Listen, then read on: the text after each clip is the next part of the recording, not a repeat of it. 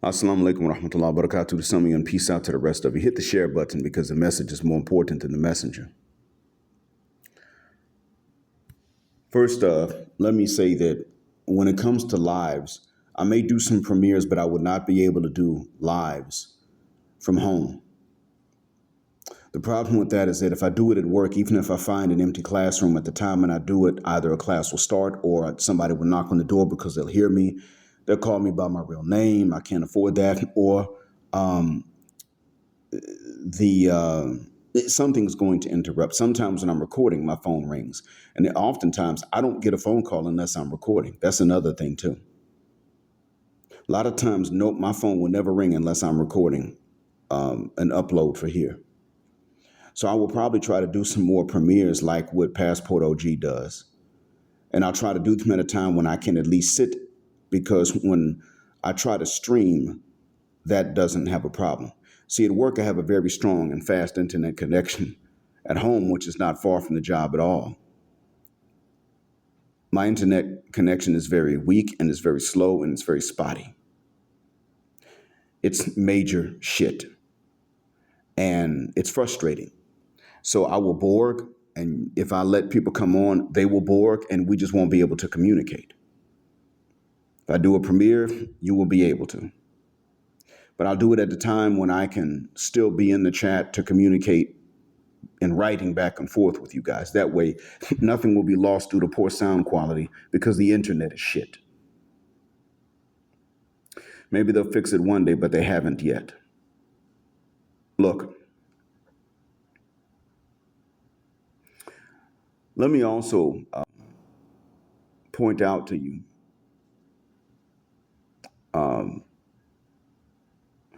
special thanks. I want to give thanks to S. Jock for sending the links. And when I get more time, and if I can get more in the next few weeks, I'll read them and comment on some here.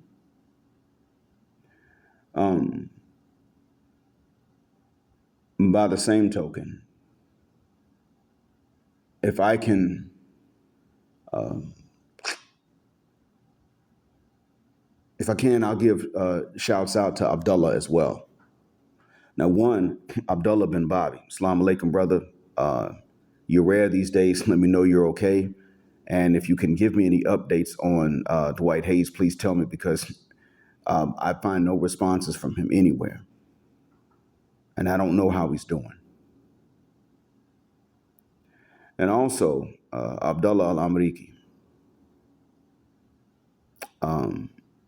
Shouts out to you. Assalamu alaikum, brother. Thank you for letting me know that there's some hyenas somewhere that look and have decided to delight in my financial worries.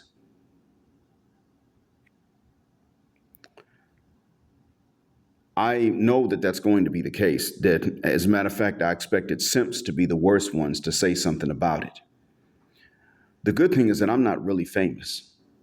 My message may be famous to a certain extent because it hits a nerve, but I myself am not famous. And that's the way I wanted it. I don't want to be famous, otherwise I put my name and face out there, but I want the message to be widespread.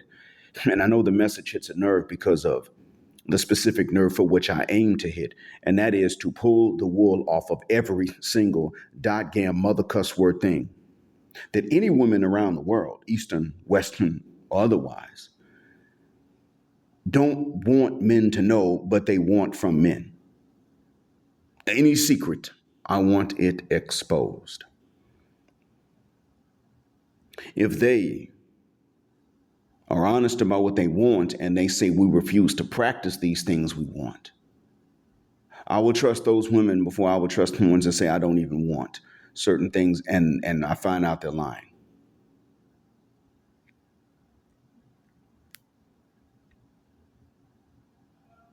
This is a part of being an adult. There will be things you may want, and you control that. And you may even learn to no longer want these things, especially when you see or even smell the consequences of the things that you may want. That also takes a lot of the load off. There are people who struggle with alcohol. But you know what? You don't take people, and this is something that a mom said a long time ago, a wise imam whose name I forgot. He said, you don't take people to where the young folks are out at the club drinking and celebrating with their alcohol. You don't take people there if they're struggling with alcohol. You take them to Skid Row. You take them to where the alcoholics have become homeless, where the drug addicts have become homeless. And you show them that exactly what they cannot stand, the lack of alcohol, the withdrawal of alcohol, or any other drug, is what the homeless are going through most of the time. They are rarely high and satisfied. They are mostly struggling and fiending for the drug that they can't get. And I'm going to count alcohol as the drug. They can't get it as often as they would like, as often as they would need. And they're homeless. And they get money, they need that chemical. They can't get shelter for themselves. That's what sucks about it.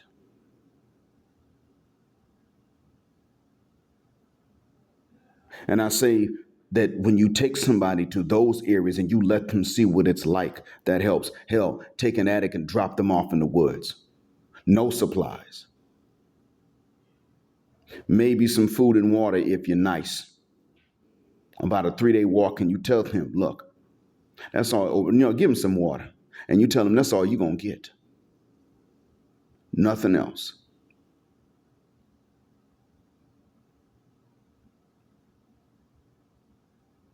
And you're going to understand, you're going to go through for a few days what you will go through forever if you become homeless because of the addiction.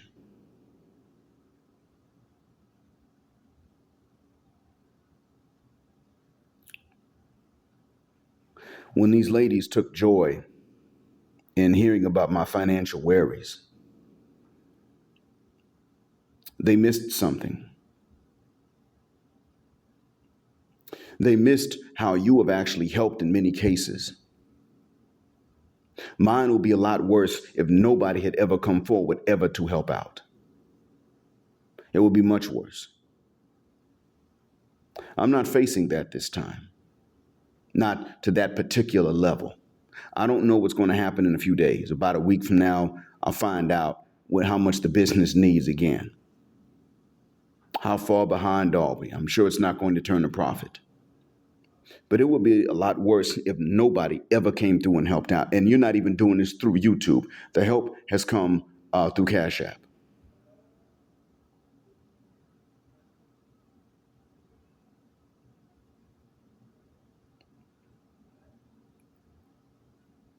You know, the other thing, too, is that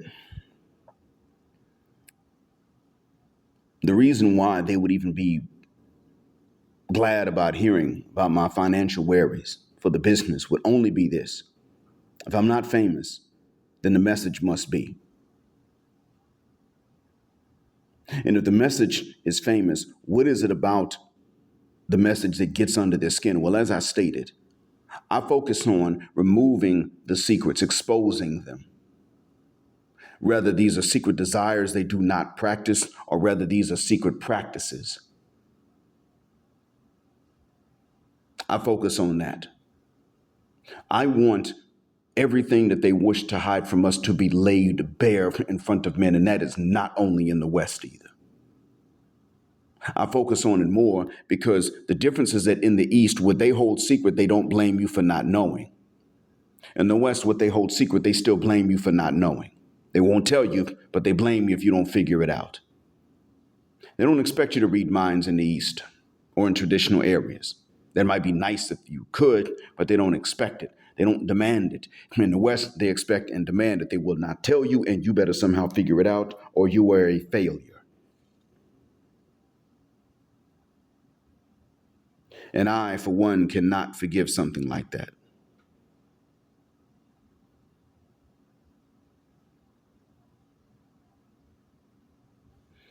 And that's what you face.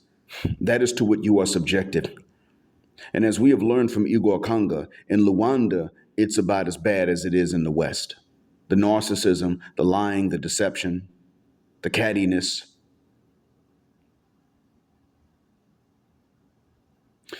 A man from South Africa replied underneath one of Igor's comments, and said the same thing going on. And I could tell that he was from South Africa by his family name, his surname. I forgot it, but I was able to recognize it because I work with many South Africans.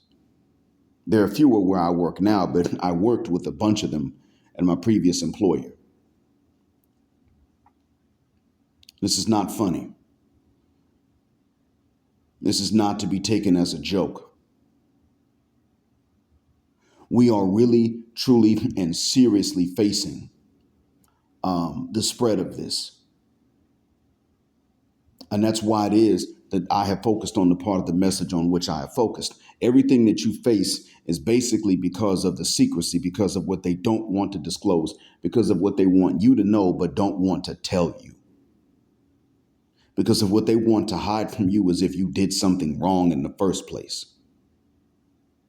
One of the major differences between our genders, especially and exaggeratedly so in the West, one of the major differences between us is that when you take a mother of sons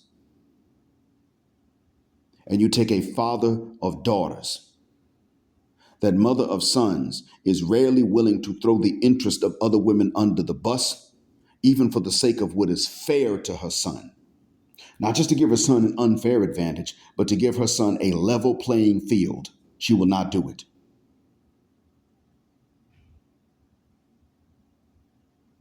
But when you take a father of daughters and brothers of a sister and uncles of a niece, what will they do? They will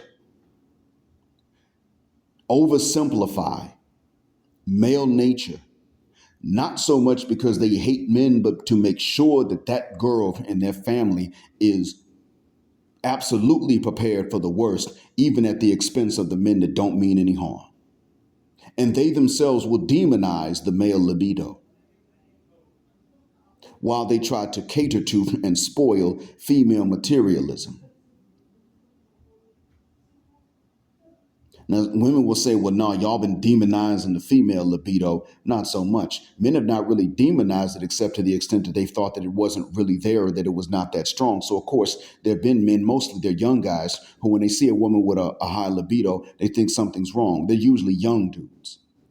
Or they're guys that come from environments in which this was not ever something exposed, kept a secret. And since the women continued to keep it a secret, they did not blame men for not knowing that they have libidos, that they have needs. They had to shuck up about that. We're not going to tell these men that we want to be ding-a-ling down, have our backs broken sometimes. We're not going to tell them that. So you know what? It ain't their fault they don't know. At least they had that kind of good sense in traditional areas. And I'm sure that psychoses developed in other ways from the frustration. I'm sure that was the case too. So I'm not promoting that. But what I'm stating is that when you get back into the West, you're going to see that these men are willing to oversimplify male nature and demonize the male libido in order to make sure that their sisters, cousins, play cousins, nieces, daughters, and granddaughters are well prepared for the worst and the sleaziest of men.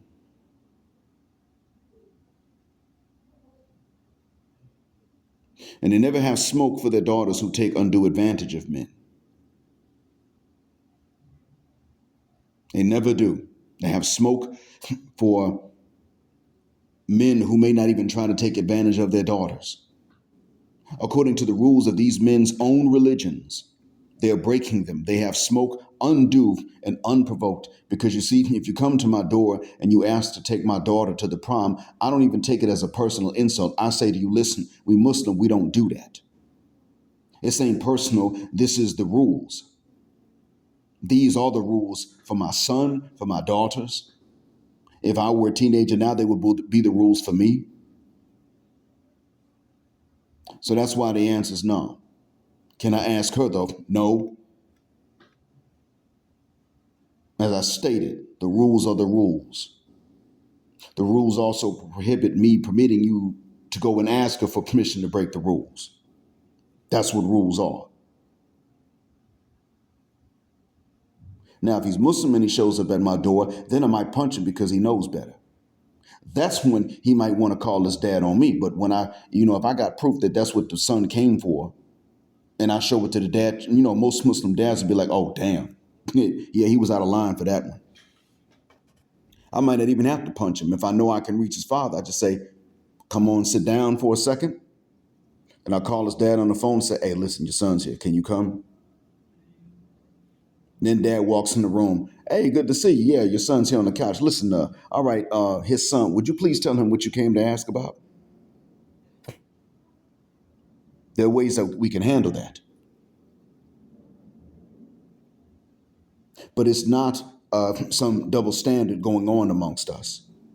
But when you look at what's going on in the West, and you're going to see this in the East as well, these moms will teach their daughters game, and they will not teach their sons what the games are.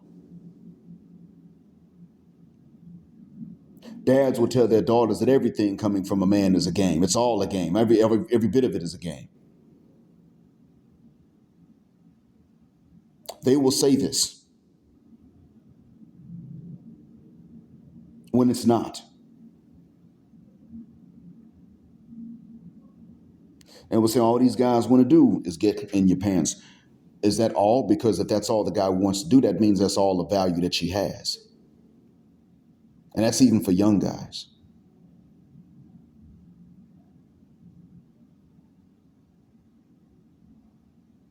That's where you see the difference, and that's how you know to a certain extent that this is war. And I want those secrets exposed in the East and in the West. But in the West, we really have to expose them. That's where it's fair to fight a war in order to expose these secrets. This would actually give Eastern men or men in traditional areas a greater understanding of what's coming down the pike, what they will do if they're allowed, why they should not relent and allow feminism to proceed and march on into their sisters' computers and their moms' computers even. Yeah, they should even tell their mothers what not to look at if they're taking care of mom. Mama, you living in my house? That's what's up. I'm the one working out, taking care of stuff. Dad ain't around. I'm responsible for you. If I'm responsible for you, then my house, my rules. I raised you, yes, and now I'm looking after you. So I got rules. Ain't that many. You're an adult. You're older than me, your mom. But there's one. Don't listen to that feminist talk. And do not let the younger women in this house listen to that stuff.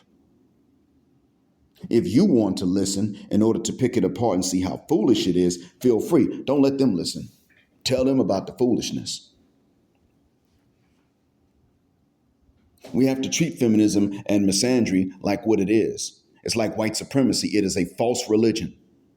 And we have to treat it like a false religion in which an idol is worshipped and an idol is obeyed. Hell, multiple idols are worshipped and multiple idols are obeyed. Where voices are made to come out of statues that people worship, so that these statues will be mistaken for actual gods and deities, and then obeyed. We have to treat it like this.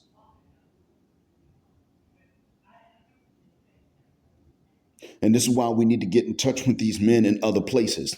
I've learned a lot from Igor Kunga. Now imagine if we both were in touch with gentlemen in the Philippines. You like going to the Philippines? You want to continue finding wives in the Philippines? I want you to be able to. You like going to Thailand and finding wives there? I want you to have that option. Do you like going to Colombia and being able to find them? I want you to have that option. Imagine if we are in touch with the men of these areas to let them know, because apparently Boom Shika is not giving up even there where she got the clap back. She's marching forward in Africa, in our homeland, in our home continent. And she's being received.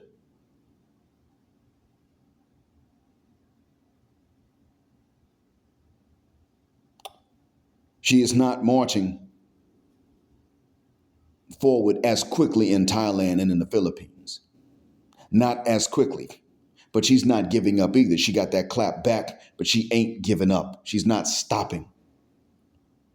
In South Korea, she will probably continue to march forward in the hopes that the women from Thailand and the Philippines will be more open to this stuff coming from the South Korean woman. I hope not, because you see, the fact remains that the South Korean does not look with favor upon the Filipina or the Thai.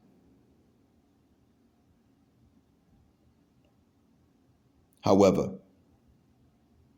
the fact remains that, there is that possibility, and that's what they're hoping for. Becky's doing it too, but you notice Becky's kind of shutting up about feminism and misandry, taking a back seat. She does not want to lose her man.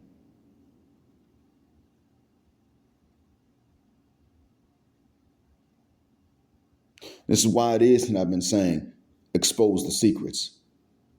Tell these young brothers what these women are lying about. If their mothers won't, we do it. And I don't apologize for that. If mama won't tell these young boys the lies that women are going to tell, then we must come along and do it. And that's part of the war. Even though the war is over in some places, it's not over in other places. It depends on the locale. But the thing that we must do as men that are red pill aware is to tell these young brothers exactly what their own mothers are keeping from them. See, that mom to whom I referred in my second to last upload, entitled, what was it? She told men to tell their sons, or she said to tell their sons. That one. Yeah. Pretty much explained that she understands that all of them can, because she said all of them must. Years ago, we would not have, no man or woman would have talked that way, because we would have struggled to find a lot of words for it. Nowadays, when we discuss this, we don't really struggle to find a whole lot of words and vocabulary to describe the games. It is women who struggle to describe why it is that they will treat some men really well and treat the rest of the men like crap, undeserving of having their own offspring, but deserving to be compelled to raise other men's offspring. Why do they take some men like this? You ask them, and when you start to say, okay, well, why do these men deserve of treatment that bad? Even then they can sit up and tell you. Now it's foolish, but they can tell you. And they will list things that are very normal in men, like how much money they don't have, how tall they're not. But then when you ask them, well, what is it that, why is it that these few men over here, and they start making sounds, he just has that umph. And that's when you can tell a simp. If he describes these things, if he describes what it is that brings the respect of women, and he either points to things that are not within men's control and are by nature very rare and not common, or he makes sounds instead of words, then guess what? That nigga's a simp. He's actually our enemy. See, Boogie. And I haven't heard anything he said in years. I don't even know if he still has a channel, but the note on which he left that I last heard, he was.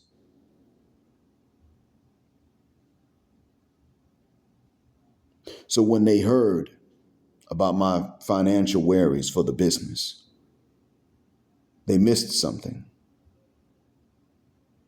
So we are doing for each other what we need to start doing to men in these third world countries, as they call it.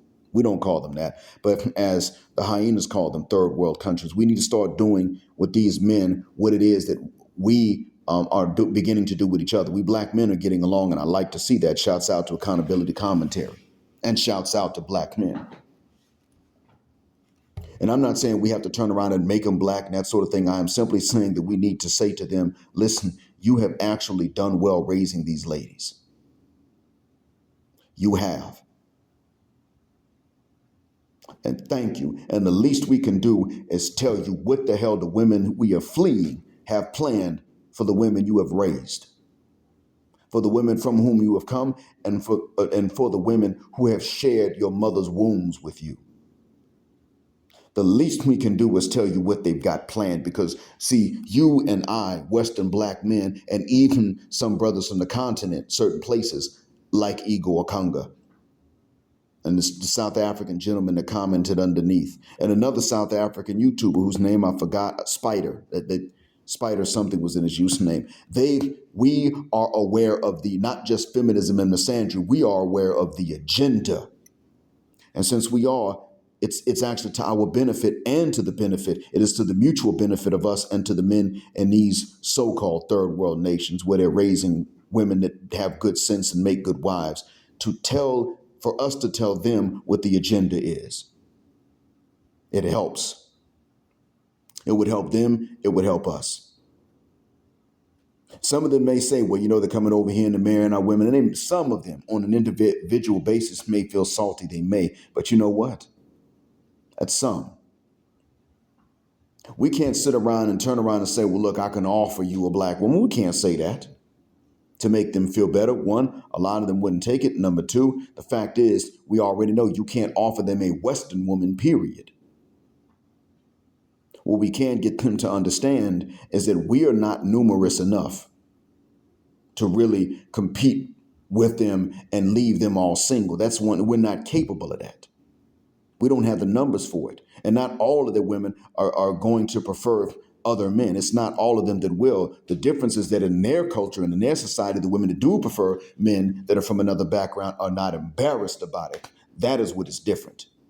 They are free.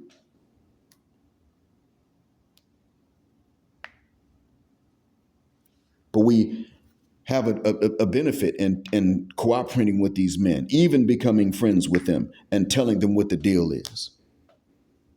Letting them know that feminism is a cause, a false religion, and it is on the march. And it is not receding. It is still advancing. It is being fought back against. That is true. It is an uphill battle for feminism, but it is still receding. They did not surrender. They got slowed down. They got hiccups. We fought back. They have advanced even into traps we have set at times, but they have not gone backwards. Feminism is like racism. It is like white supremacy. It's not enough to merely not be feminist. You have to be against it at this point. Not against women's rights, but you got to be against feminism because of what it has become. You got to be against the misandry it has become. It's just like white supremacy. It's not enough to just not be racist. You got to start being against racists. And I specifically mean white supremacists or people that are just anti-black. You got to be against that. And that leads me to my next point and my last point, and I'm gone because I'm getting hungry. I got work to do. So don't worry, I can't be much longer.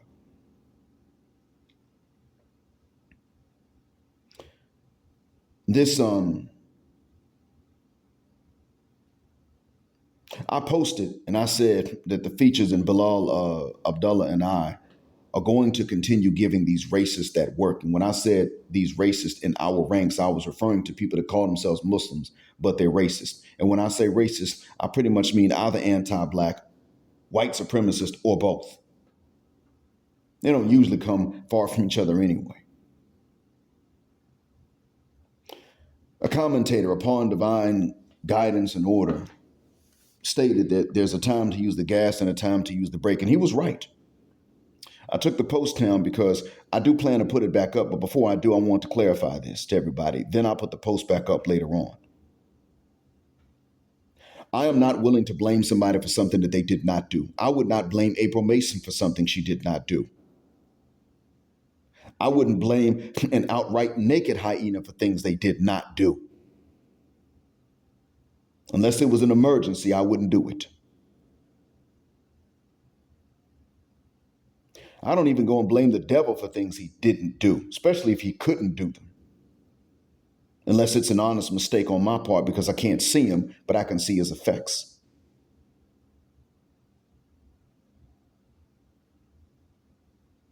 I wouldn't do something like that. There are people that don't realize that they're biased. And my approach to them is not the same as someone who has been told they're biased and needs to get that out their system. To the one that doesn't realize they're biased, I still censure them. But I don't take it like they're apostates right off the bat. If a Muslim knows he's biased and he admits that he's wrong for being biased, I don't take him as an apostate either. A heretic, a blasphemer, an ex-Muslim, a traitor to us. I don't take him as such because he admitted he's wrong. I might clown him, rank on him, burn him, roast him some, but I don't call him an apostate, disbelieving hypocrite. But then you've got the ones that try to justify their bias and they want to tell black people that we need to calm calm the duck found. I count them as hypocrites, apostates, disbelieving blasphemers. They really think that their bias is right and our reaction against white supremacy and anti-blackness is wrong. They've changed the definition of what it is to be right and wrong in the first place. They think Allah is racist like them, specifically anti-black and pro-white and pro-light skin like them. That's what they think, and that is why I say their religion is not Islam. And a lot of the Matawi, that means the ultra religious people here in this kingdom that are not black, have that idea. They tend to take correction pretty well. It's subconscious on their part. That's why I didn't call them disbelievers yet. They tend to take it, but for about 5 minutes, you might have to tell them, "Fuck, shuck up, stop interrupting me. This is why you're wrong."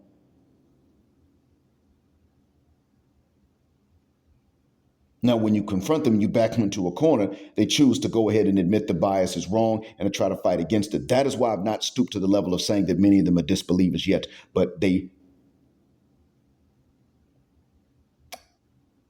start off like that, just unaware. When I divorced my first African wife, my second ex-wife, continental, when I divorced her, at the time she asked for the divorce, I gave it because I thought that the only argument we had, which was about race, was her reason for asking for the divorce. So I gave it to her. She asked, I gave it. I said, fair enough. In 90 days, you marry who you want. You will be free. I was pretty much letting her know I'm not even going to ask for reconciliation. And we did not talk again.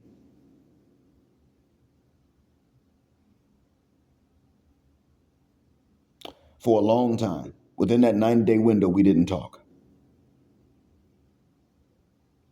Some people I just moved to a new location at my old job, the last one in which I lived. That's where I met my current wife. I just moved there at that time. And so some folks, they knew I was married, some of the new folks. But when some of the men got to know me and they found out that I was not going to be married in a few more days, some of them said, look, man, what can we do to reconcile? These guys meant well. I don't blame them. They were trying to help a Muslim couple stay together. I applaud them for that. But I straight said to them, based on what I knew at the time, I said to them, and these were largely black Muslim men, Salafi from the UK and from the US. And I had to say to them, if she does not think that you are fit as a husband, then I don't want her if it's based on you being black. I do not accept these ideas, especially from a Salafi. And she's Salafi. She wears niqab. At least she did at that time. I assume she still does. And I said, if you are Salafi and you have an anti-black ideation, we are done. I will offer one correction, and if you refuse it, to me you are a disbelieving kafir and an ex-Muslim at that. Now that's a serious statement because, yes, it's in our religious rules that if you were Muslim and then you leave, you were to be executed. I know that the country's rules don't have this rule anymore. The country's laws aren't like that, but it's in the Sharia. The insane, that's different. Children, that's different. But, an adult, sane adult that leaves knowing what they're doing is to be executed. This does not count when people are forced to say that they're leaving because of things like having weapons held to their heads or their throats. That's not the case either. But sane adult willful apostasy, yes, it's a capital offense. And I know what I'm saying.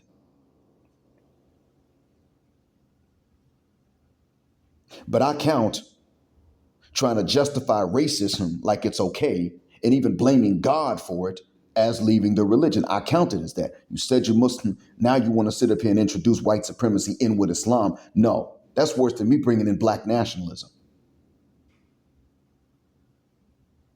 I'm only black nationalist to the extent that other non-black people have made it necessary, only to that extent.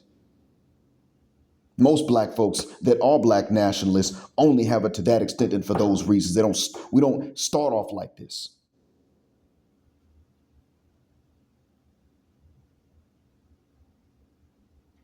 I'm going to continue giving them this work. I'm right along with the features. Now, the features knows more about Akida than I do. He knows about, I don't even know what a Nashadi believes. I don't know what a Maturidi believes. I forgot. I heard some stuff and I forgot because there's so many groups and so many beliefs that we're not supposed to have and opinions. I forgot who has what. But what I can say is that when I know that you are not allowed to believe certain things amongst us. You're not allowed to believe that God created the races unequal. People may treat races unequally, but God did not create us unequally. This is not something people are allowed to believe as Muslims. And you got Muslims walking around thinking that Allah put it in human beings to prefer lighter skin or white folks and disprefer black folks and darker skinned people.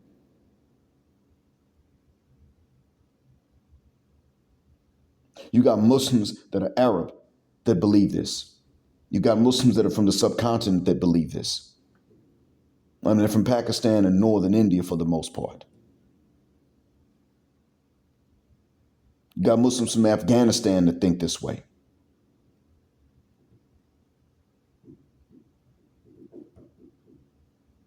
I can't forgive something like that.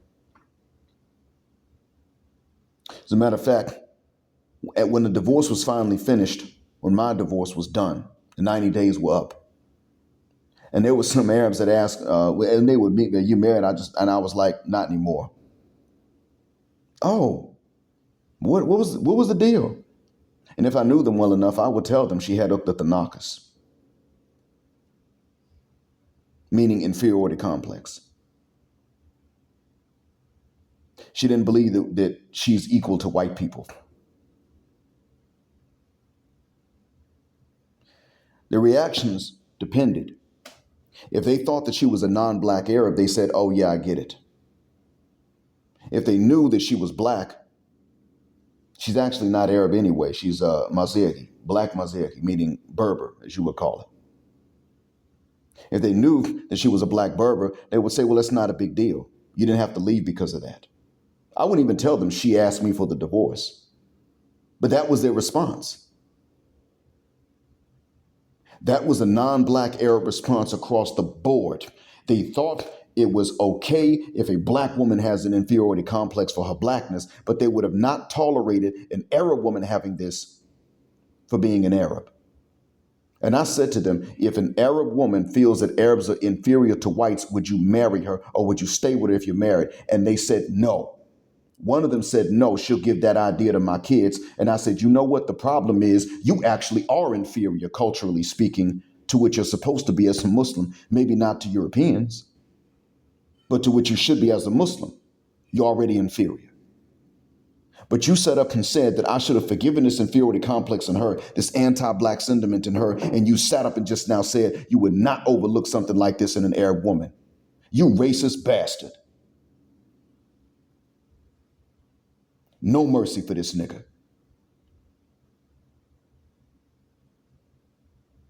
He was one of my translators too, but he would always ask me to go easy on the students that were shitbags. And one day I told him, you are a piece of shit because you support the pieces of shit and you try to protect them from me. I said to him, they cheat, they lie, they pick fights, challenge me to fights too. Knowing I'll up them fuck, and you want to tell me to go easy on them. So I'm going to tell you this, screw you too. The next time I got to mark them niggas absent, I'm marking you absent right off the bat. Later on when I remember later on when I was newly married to my current wife and we were back in that city. And we went up a street where cell phones were being sold, and he had opened up a cell phone shop. I saw him, we greeted each other, and I said to my wife at the time, I said to her, I'm not going to pay for anything out of here. He's a former student, and that could be taken as a conflict of interest. Now, I said this not because of him being there, I said it because of her. I didn't want to tell her, I didn't want to embarrass him in front of her, even though she's my wife. Later, I told her, he said something that was racist, and I don't give money to racists. Did this man hate black people? No, he just forgot we're equal. There's a very high chance that he took correction for what I told him, that he had realized later it was wrong. That's a very likely thing to have happened, to be honest and to be fair to him. I later found out that my ex-wife did not ask me for the divorce because of the argument that we had had about race. She took my correction too. She admitted that I was right and she was wrong. She asked me for the divorce because the government was starting to bother her relatives and they were looking for her. Because she and I tried to get married in front of the courthouse. We married Islamically. We tried to register with the courthouse. They refused, and they were sick and tired of us going to the court every time I went into the country, bothering them. Who was the judge we need to talk to get it registered? And that was why. And it was a matter of time before they picked up either her or picked up someone in the family until she came forward. So by requesting the divorce from me and me giving it, then the family would say, okay, well, they split up, they divorced, that's it. You didn't recognize the marriage, they obeyed you. And then they left the family alone. I found out later on from her that that's what it all was. But that's something I found out way later, 18 months later. It was too late at that point. The damage was done.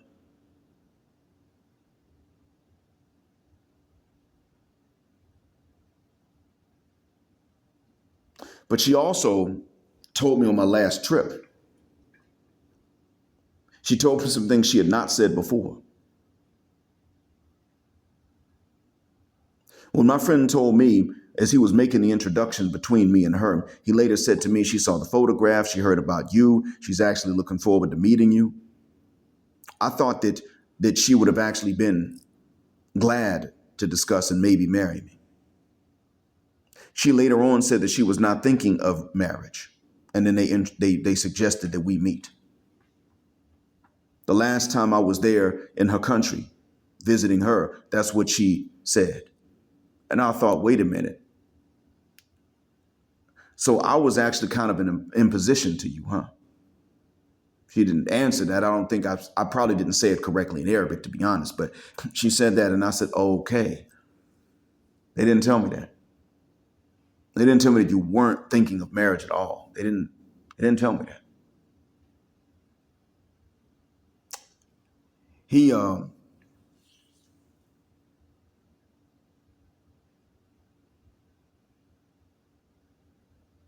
I don't know if that was true or not, because to be honest with you, she did try to establish contact later.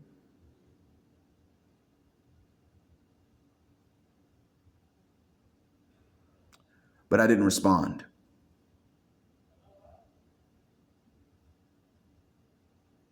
The last time she tried, I was already married.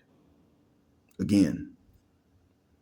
Can I marry too? Yeah, but you know what? Even though the reason that the Moroccan government was refusing to recognize the marriage no longer applies and they would do so, the fact remains, so what? I can't afford two wives right now.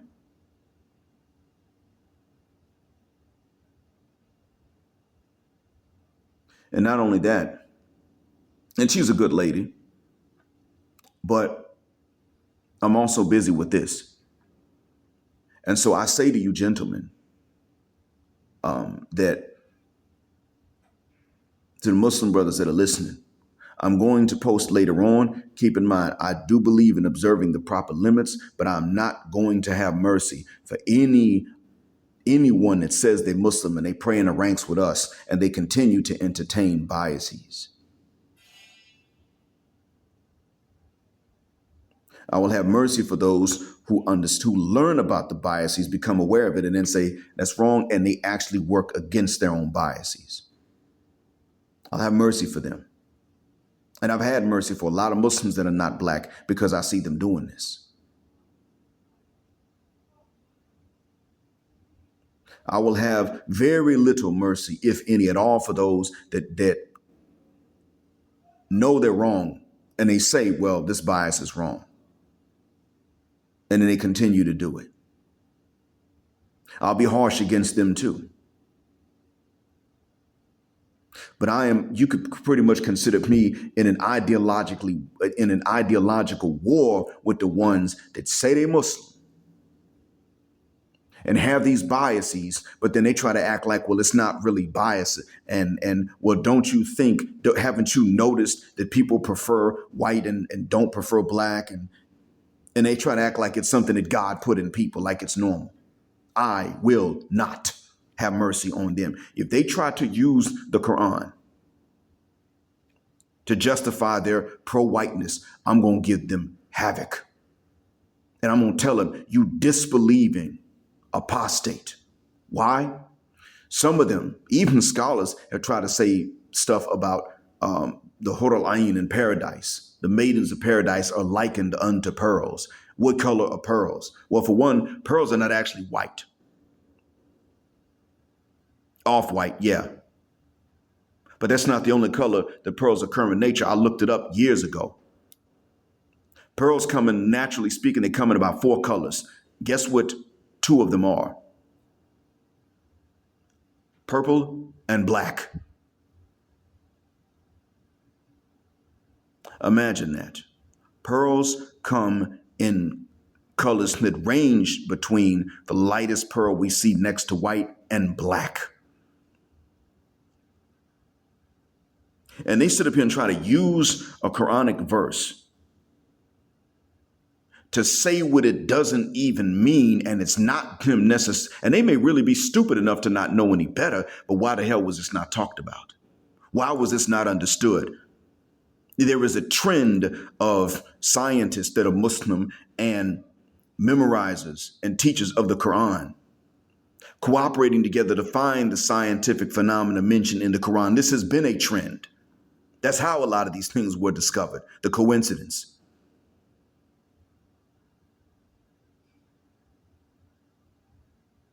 These things are real. Scientific phenomena mentioned in the Quran, like the microscopic stages of embryonic development, are mentioned in the Quran, and they're real. This is one of the miracles. When it comes to this, the discussion of pearls, all of a sudden, you can ask any pearl diver about pearls. You can look it up, but they don't bother to do that because the idea of black women being equally beautiful to white women is appalling to them.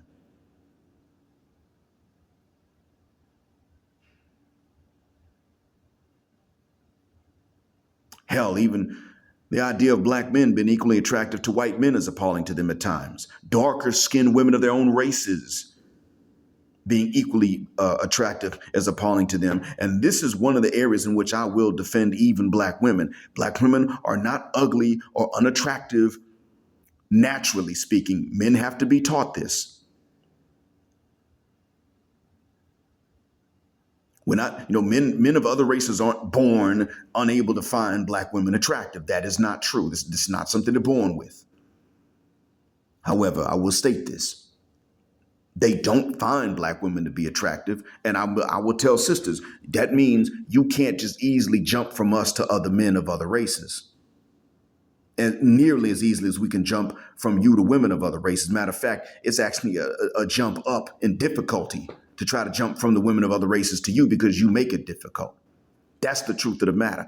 But when these guys that say they're Muslim, and the women too, entertain the notion that right off rip, naturally, the way God made it, the black women are just uglier than every other race of women, and that the darker women of their own races are uglier than the paler women. That's why I draw the line and say, no. See, don't blame God for what he did not do, and don't blame the women for what God and the women did not. Don't blame the women for what God did not do and the women could not do. Don't do that. You're just a white supremacist. And it goes beyond you just preferring lighter skinned women and wanting to marry lighter skinned women. It goes beyond that. You think that's an instinct God put in you. That means you don't know yourself very well. And you blame God for an idea you have that you got from the oppressors of the planet. So I'm letting the Muslims know, when you see me go in on them from now on, know that I will look for the boundaries. But I have a very good ideological reason for calling some of them apostates. It is when they take their racism and they blame God for it and try to say it's not even racism. They go against what has been revealed and then try to justify that and say that's not even against the revelation. That's when you hear me calling them this, because they would do the same thing and they would be right when they catch somebody saying they're Muslim but changing the religion of Islam. They'd be right to call someone either they were never Muslim to begin with, or they were Muslim and then they disbelieve and apostated. It's one of the two. So I'm only going by the same rules. So when you actually hear me call someone something like that, that's why.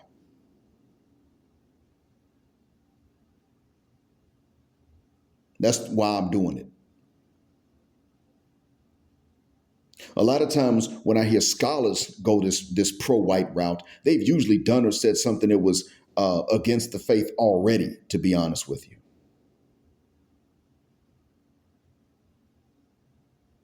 And maybe the first thing I heard about was this, and then I look into them and find out, oh, they did something already, or said something already that took them out the fold. And I'm not even an expert in what takes people out, but I know some of the things that do. And when someone does that and I know about it, that's when I'll say something about them exiting the fold, not before. I may warn somebody by getting too close to it, but I'm careful about that. However, sometimes, in order to teach a beast a lesson, you have to show your own tail and fangs and claws, even if you don't have them.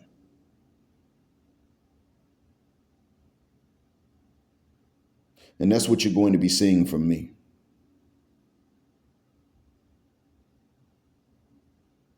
They are not my brothers when they try to justify it. I will tell them, and if they won't let me finish the sentence, that right there means I have to assume that they're not my brother. Because they will sit up and take something that Shaitan wants human beings to believe, and they will believe it. That's not my brother. I hope that what I've said has been a benefit, and I want to thank you all for hearing me out, staying with me for so long. This is a premiere, not a live, in case y'all wondering why. And I probably will not be actually present in the chat at the time of this premiere, but in the future, as I've stated for the other premieres, I will try to be available at those times.